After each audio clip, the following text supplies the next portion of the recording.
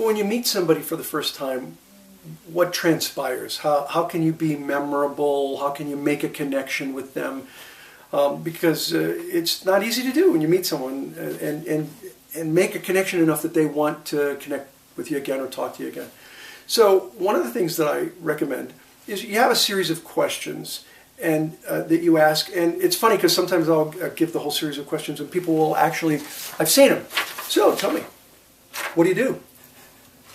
Oh, and what's your specialty? And like they'll read the question. That's not what I'm talking about. I could give you read some of my books, you'll see the questions. But there's one to end with. So whatever questions you ask, what do you do? What's your specialty? What's a great referral for you? Whatever, end with this question. And that question is, tell me, what are some of the challenges you have in the business that you've got? Now, you can't start with that question. Hi, my name's Ivan. What are some of the challenges you have in your business? I mean, people are going to go, who are you and why are you asking me that?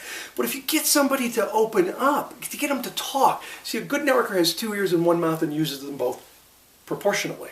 So if you get them to talk, then you ask that question, you're going to get a straight answer often.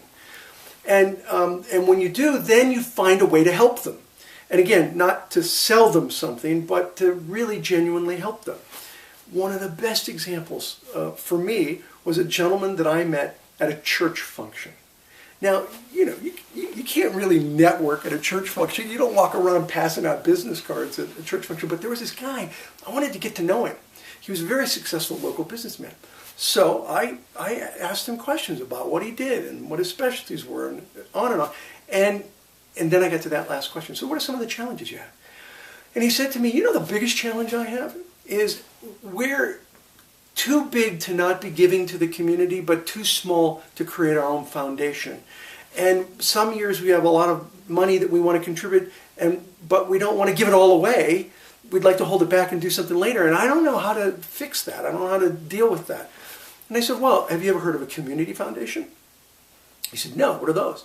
I said, well, I started a foundation with the California Community Foundation. What you do is you create a fund underneath the umbrella, and you can do it for a really small amount. I mean, at the time I did it was like $10,000. You create your own fund. And I said, you can do that, and you put in whatever money you want into the fund, and then as you have charities that you want to give money to, you go through the California Community Foundation, your fund, and then you give whatever money. Some years you could give tens of thousands away if you want. Other years you may give nothing away, but it's based on how much money you have built up. And he said, oh my goodness, that is exactly what I have been looking for. Nobody's ever told me about that. Wait a minute, hang on a second. And he pulls out his wallet and he has a card and he says, would you mind contacting me? Do you have a card? Now see, that's brilliant. When you can have a first connection with somebody and you don't even ask them for their card and they say to you, oh, here's my card, will you contact me? You nailed it. And the way you're going to generally do that is by asking questions, not by talking.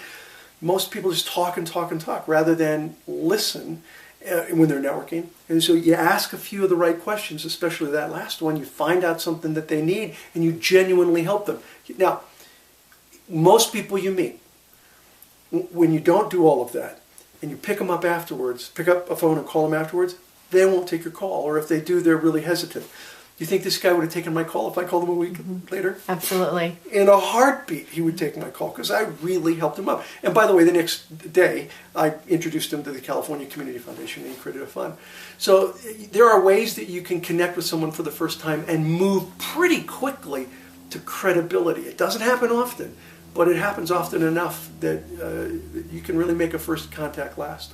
I would love to see people submit stories about that. That first connection and how you made that linkage and how that linkage then led to a longer relationship. Yeah, that's great.